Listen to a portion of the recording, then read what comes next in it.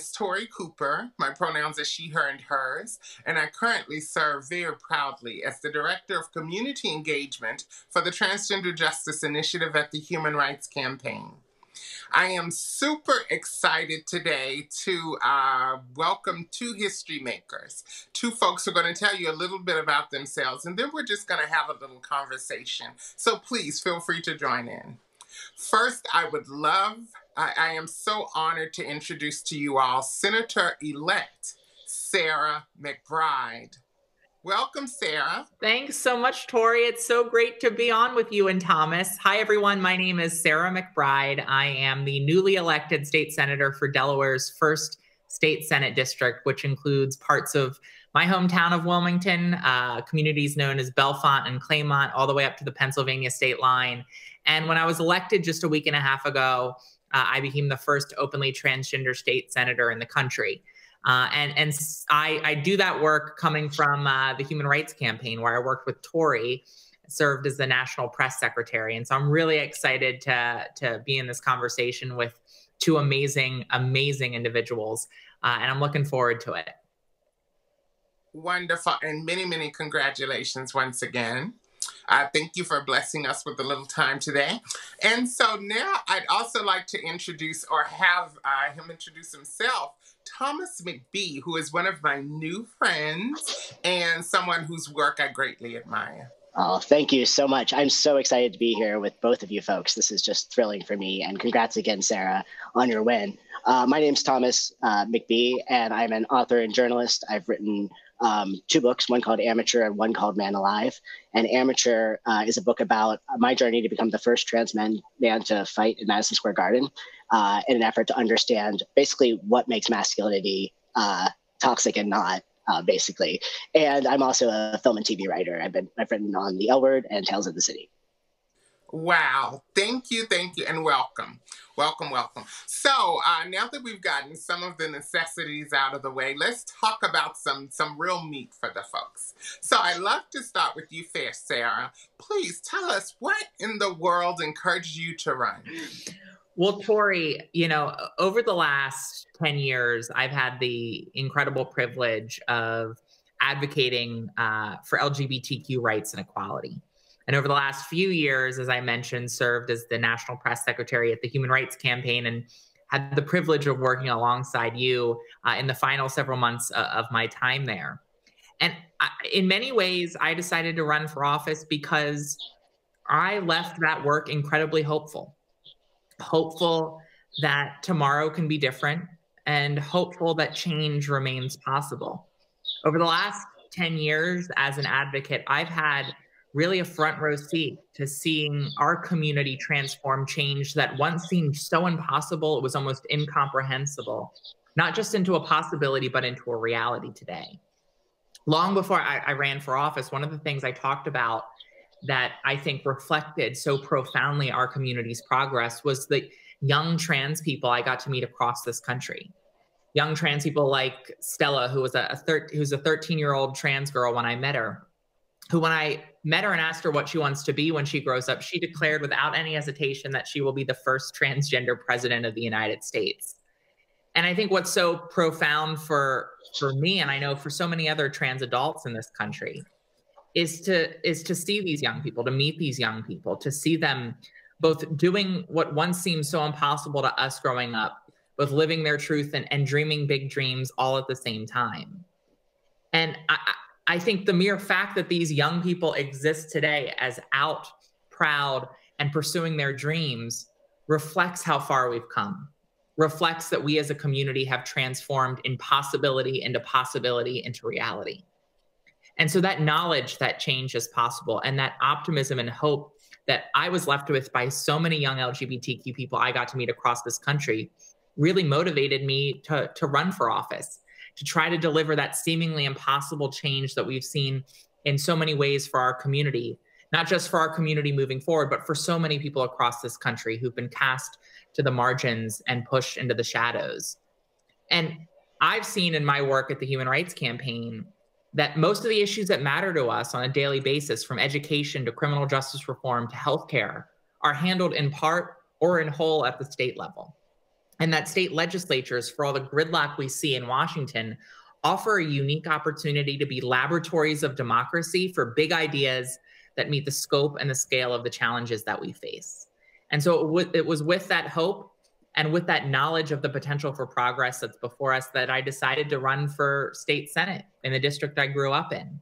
And over the last year and a half, I have seen firsthand just how much progress we've made. The mere fact that my candidacy was possible is a reflection of decades, really centuries of work of LGBTQ people who've opened hearts and changed minds, who've organized and mobilized, and who've laid the foundation for me to be able to run and to be judged by my neighbors, not just on my identity, but on my experience, my ideas, what I bring to the table in all of my humanity. And for my gender identity to only come up from voters not as a negative, not as a point of concern, but as a positive, as something that they were excited to see more of in government, to see more diversity at the table. And so I am incredibly excited as I start my work as a state senator, rolling up my sleeves to get to work on all of the issues that I mentioned that state legislatures can tackle. I'm incredibly excited because I know that we have in our hands and in our voices the capacity to make seemingly impossible change a reality. So inspiring. I think Maddie might be the second openly trans president. If tonight is any indication, you've earned my vote for whatever you decide, that's for sure.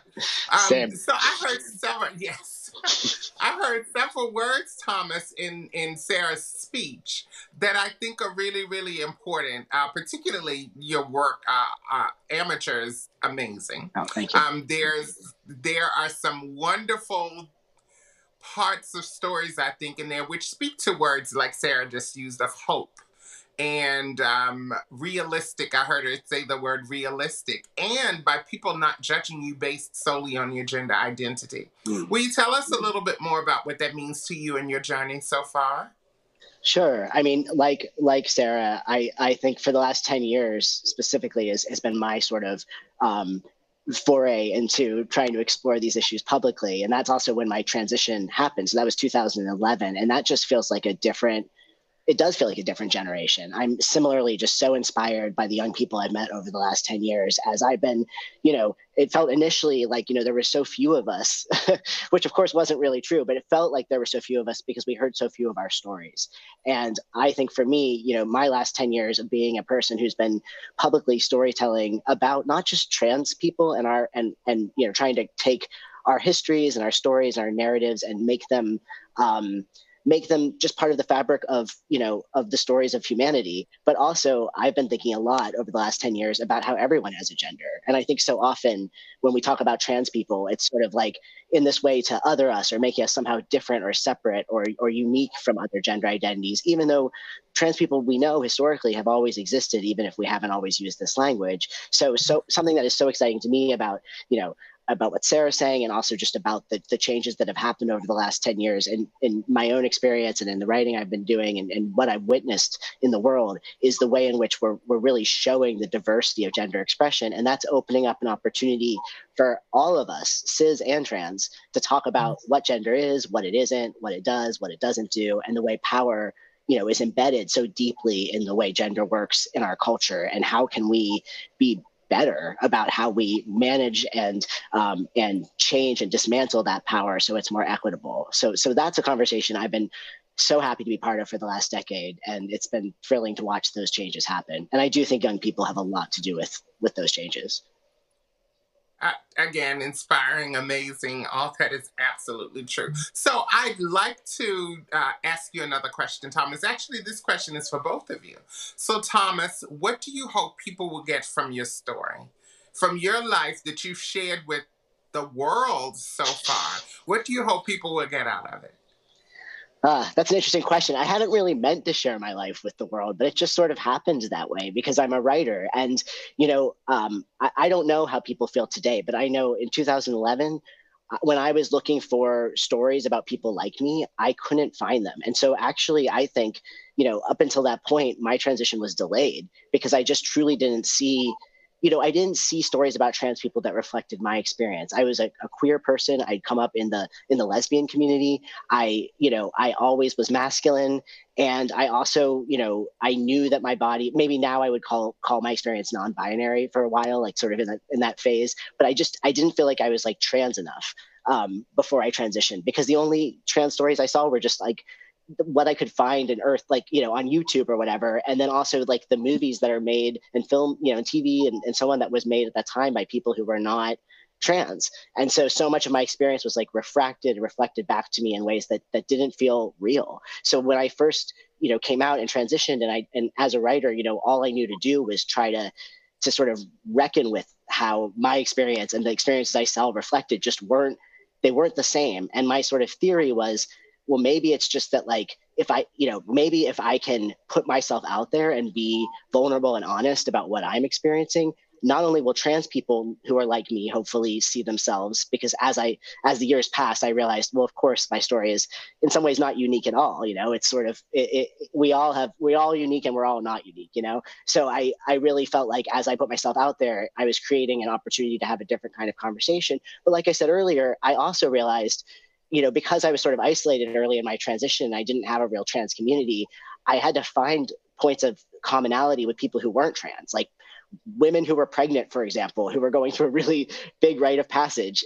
Those were some of my closest friends at the beginning of my transition, because I felt like we could understand each other. We didn't know what was going to happen at the other end of what we were going through. And so I would find ways to connect with people who were having other big changes in their life. And I think what I hope people get out of my story isn't just that, that trans experiences are diverse, which of course I believe, but that questions I had about being a man are questions that, as I've found in the last few years reporting on masculinity, most men, trans and not, have about being men, So my hope is that, sure, I hope some people who have had experiences that are more similar to mine can find themselves in my story, because I think that really matters. But also I'm hoping people who have had very dissimilar experiences, at least on the surface, can see the shared humanity that we have when it comes to gender. And that, to me, hopefully is the combination I'm looking for in terms of, what resonates. Again, very, very powerful. And I heard you say, I believe I heard you say how honesty is so important in telling the stories, your story, but certainly for all of us. And then there's a certain amount of vulnerability that plays its role also. Many of us in our experiences, we have to, as trans people, and then as BIPOC and Black trans people and queer trans people, for many of us, there are several different outings that we go through. We have to out ourselves several times. And so I encourage folks, not always using the words that you use, but I think those are really, really powerful words, to be honest, first of all, with yourself, and then with folks that are part of your support system. So thank you for that.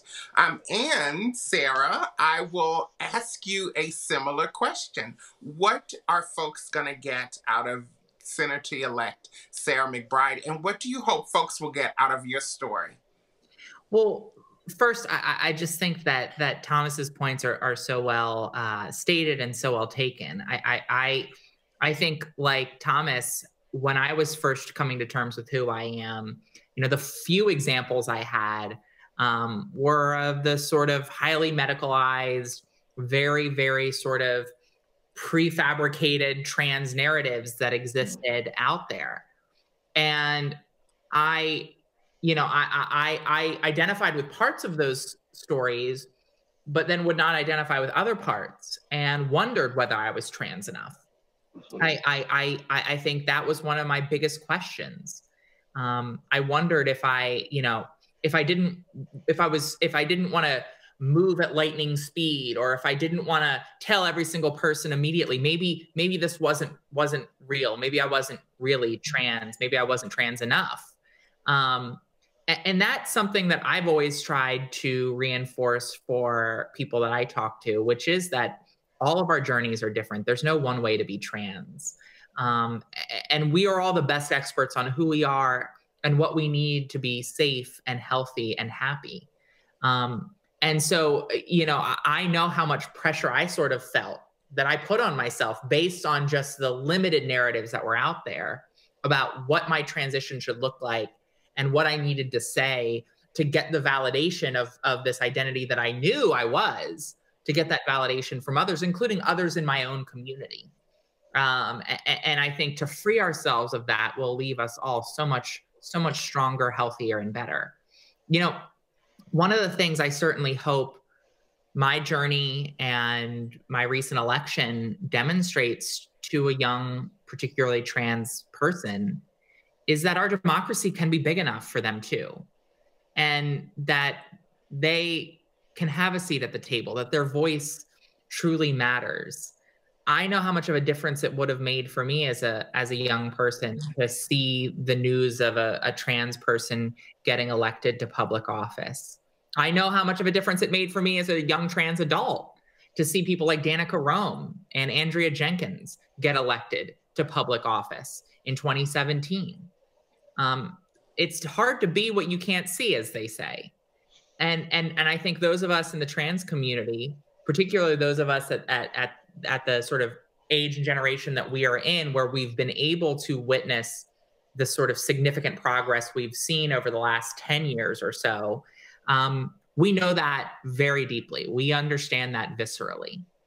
And my hope is that as a first, my job is to make sure that I'm not the last, and to make sure that I'm not only not the last, but that those who come through that door behind me reflect the fuller diversity of our community, to make sure that the opportunity to live your truth and dream big dreams is not just a privilege for those who are the most privileged in our community, white, you know, younger, middle class and upper income trans women, but a reality for all in our community: trans people of color, trans people with disabilities, trans women, trans men, non-binary folks, trans people who didn't grow up with the same kind of economic and educational opportunities that I grew up in.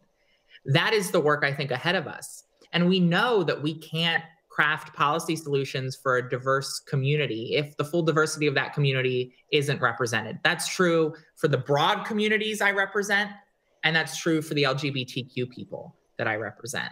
And so my hope is that people can look at this and know that they can run, and they can win, that they can pursue their dreams, but also to make sure that I'm actually implementing real policies that provide not just a pathway for people like me, but a pathway for those who might share one identity with me, or frankly, might not share any identity with me, that they too can succeed, that they too have the support that they deserve, and that we meet this moment that we're in with real action that lifts all of us up. Wonderful. So as we get, I know our conversation isn't very long tonight. So kind of as we sum up tonight, I would love to hear from each of you very briefly about what intersectionality means and how it influences your work and how people see you and how you navigate in the world. Let's start with you, Senator-elect. One of the interesting things about winning an election that you don't realize is people not calling you by your first name anymore. And so let me just preface this by saying everyone can call me Sarah. But I appreciate the respect that you offer the office, Tori. And you know, I think intersectionality is a reflection of the fact that we all bring our whole selves to this world and to the table. That if we only achieve equality and dignity for all of us based on our sexual orientation and gender identity, we will only achieve equality and dignity for the most privileged within our own community. I think intersectionality is really summed up by the quote from Audre Lorde, that there's no such thing as a single issue cause because no one lives single issue lives. And I've said several times to my colleagues that quote is my motto in governing, that we need to address the whole host of issues that are facing the residents of our districts and our state. Otherwise, we will only achieve progress for those who are the most privileged, who only maybe face one or two challenges in their lives based on their identities or their circumstances. And so I believe that intersectionality calls on us to feel what Dr. King called the fierce urgency of now, to recognize that the political is personal, and to make sure that we take action and make progress on all of the issues that are facing us and our neighbors. Because if we don't, too many people will be left behind. Wonderful. And Thomas, intersectionality. Well, I just appreciate so much of what Sarah is saying. I feel very strange calling you by your first name as well, but I appreciate the invitation to do so. You know, I think when I first transitioned back in 2011, I didn't know, I understood intellectually that I would be a white man in the world and maybe a passing white man, but I didn't really understand what that meant. And a lot of my work has been about trying to truly understand that privilege, not from a place of, you know, self-berating, but from a place of truly getting inside what it means to have that kind of privilege, and sort of in a way that was very sudden. I mean, not whiteness, of course, but being this sort of legible, passable man in the world, and people assuming I was cis. And so having all of the benefits of that happen to me so quickly, really for me was incredibly disturbing. I mean, I don't know a better way of saying it. It was just so startling and disturbing and visceral. And so I think when I think about intersectionality, I think for me, the first step has always been to really be honest about what privilege is, because how can we talk about the ways our identities intersect if we're not being honest about what we're experiencing, and not from a place of, you know, what the alt-right might call virtue signaling, but from a place of genuinely trying to engage with, like, okay, I have this privilege now. What can I do with it? Like, how can I be of actual use to other people who don't have these same privileges? And so for me, you know, from a very personal place, that's informed so much of my work. And then that, of course, in a more, you know, concrete way, informs my work, you know, in the different industries I've been involved in. Like in film and TV, just like in politics, there's a real effort being made by many of us on this side of things, trying to bring trans people into other trans and marginalized people into the storytelling, you know, sphere. Because if we can't see those stories, if we can't see diverse stories, if we can't recognize that privilege and tell people, you know, invite people in through programs that allow, you know, more storytelling to happen, then we're never going to change the narrative. And as, you know, Sarah and I both addressed, like, the narratives that existed up until pretty recently have been incredibly, you know, prescribed and circumspect. And whether that's about, like, what does it mean to be trans, or who is trans and who gets to be trans and who gets to tell stories about trans people. So for me, intersectionality is about, first and foremost, understanding where I sit in the intersection, and how, you know, in many ways I have very few barriers compared to so many other trans folks in terms of navigating, you know, space. And what does that mean, and how can I highlight that, and how can I, you know, listen? That's the other thing, as now a man in the world, that I've really had to relearn, is listening and you know, not talking as much, and trying to understand from other people what they need to bring more voices into you know, into the way we hear about what trans experience is. I just think that's so crucial. Nothing can really change until we tell new stories. So to me, that's what intersectionality means, is figuring out where I sit and how I can be of service to others. Very important. Again, beautiful from both of you. And for those who may not be as familiar with the word intersectionality, I often describe it as all of those ways that you would describe yourself that include commas. I am a comma, and I live comma, and I describe myself comma, and my family is comma, comma, comma. All of those ways that you describe yourself that are separated by commas that people would then try to use against you quite often.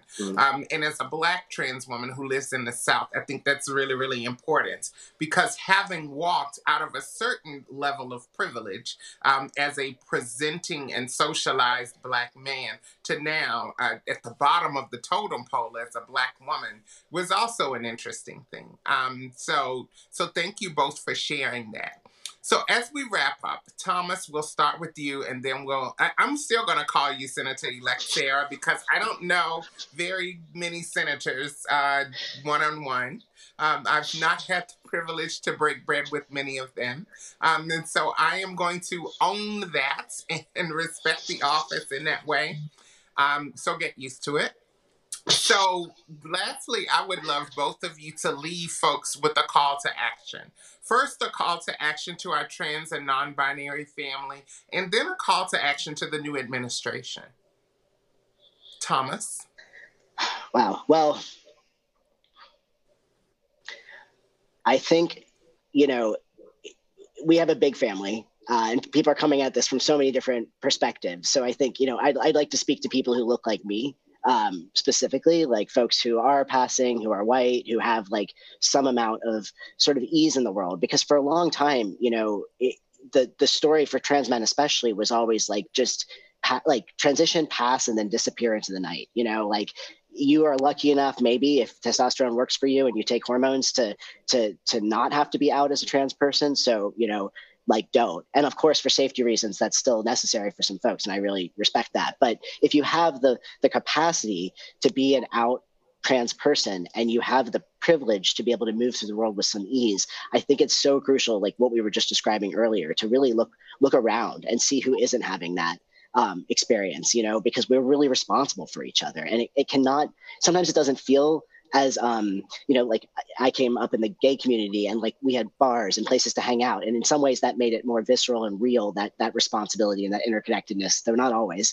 but it could make that more clear. And I think sometimes if you don't see all the folks around you who are like you, that can not always feel so urgent, but it is urgent. It's really, really important. There's obviously an epidemic of violence against trans women of color.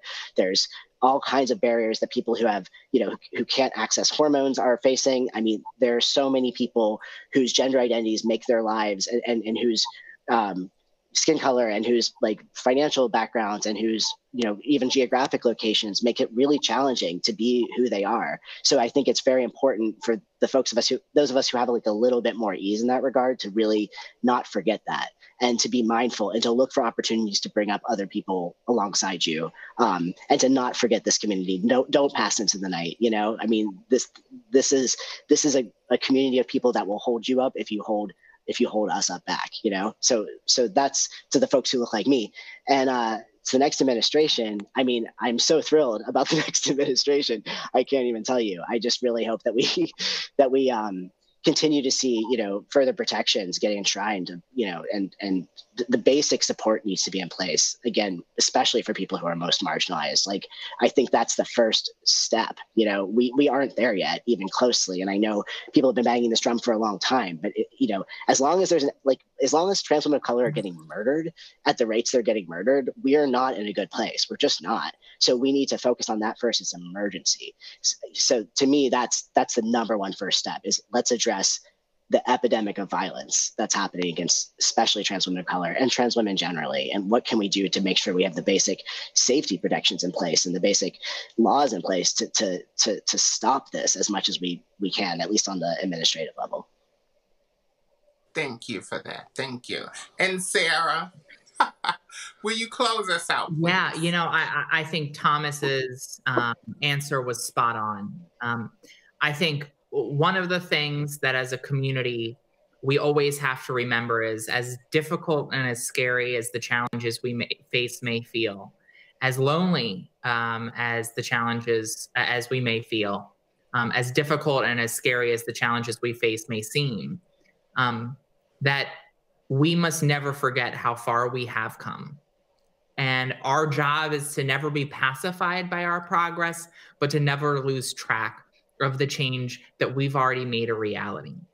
And so one of my hopes for our community is that we remain hopeful, because that hope is the fuel that will drive us forward. But it's also to be clear-eyed in the work ahead of us. Thomas mentioned that there remains an epidemic of violence targeting transgender people, particularly Black transgender women. This year was the deadliest year on record so far for the trans community. This is an urgent crisis, and the stakes could not be higher. And it is a crisis that encapsulates perfectly your question, Tori, about intersectionality, about how we have to have change on all fronts, how our fight for trans rights and LGBTQ equality more broadly must be linked with the fight for racial justice and economic justice. It must be linked with the broader fight for gender equity. It has to be linked with our work combating Islamophobia and xenophobia and anti-Semitism. All of these issues connect. And the only way for us to address the challenges facing those in our community who are living at the intersection of multiple marginalized identities is for us to take up our roles as individuals and as allies to one another in order to achieve the kind of progress that so many people still need. And I think on that note, my hope for the new administration, I'm incredibly excited that Joe Biden and Kamala Harris will be in the White House. I live in Delaware, represent the district that Joe Biden actually grew up in when his family first moved here. I had the opportunity of working for and calling Joe Biden's son, Beau Biden, a friend and a mentor. And I've seen his big heart. I've seen his, Thomas, as you mentioned, his ability to listen. You mentioned the importance of listening. I've seen his compassion up close. And I know we have in our new president-elect someone who sees us, who loves our community, and who recognizes that our cause is his cause, that our work is his work. And I think as this administration, this new administration, begins to roll back the attacks that Donald Trump and Mike Pence have made against our communities, as they seek to reinstate some of the protections from all of the protections from the Obama era, as they attempt to build on that by passing, for instance, the Equality Act. My hope is that they will also help to chart the path forward in the next step in the fight for equality, which is to make sure that our legal equality translates into true lived equality for everyone in our community. And frankly, Tori, I think the work that you're doing and the work that your colleagues, my former colleagues at the Human Rights Campaign are doing in the Transgender Justice Initiative really is a perfect encapsulation of that work. It's about making sure that we're investing, we're putting our money where our mouth is when it comes to professional development and economic opportunity programs for trans people, especially trans folks of color. It means making sure that we are putting in place the kinds of practices day to day in our schools, in our workplaces, in our hospitals, in our foster care programs, in our faith communities that really ensure that those spaces are affirming and loving and supportive of transgender people. And so it means making sure that our legal progress is met with economic empowerment, with true social justice, and with true lived equality. Yay. A wonderful conversation. Thank you both for being here. With greater responsibility comes with greater visibility comes greater responsibility. I've been saying that for years, and I believe that we all are in good hands with the two of you. I thank you both. I am glad that you're using your powers for good and not evil. And thank you all for having this conversation tonight. I wish you the very best in every endeavor. And I'm truly thankful that we shared this time today. Thank you, Lori. Thank you, Thomas.